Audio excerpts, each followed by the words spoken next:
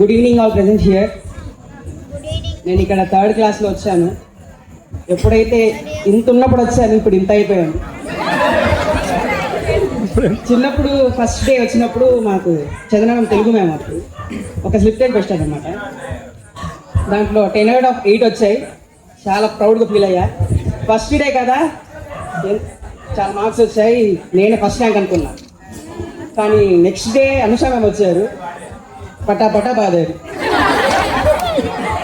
ఎందుకో తెలీదు, ఆ రోజు అనుకున్నా నేనే ఫస్ట్ ర్యాంక్ అని నేను ప్రౌడ్గా అనుకున్నా. కాబట్టి ఇది నాకు ఒక వార్నింగ్ లాంటిది. ఎప్పుడు మనం ప్రౌడ్గా చెప్పుకోకూడదు, హెచ్చించుకోకూడదు అనమాట.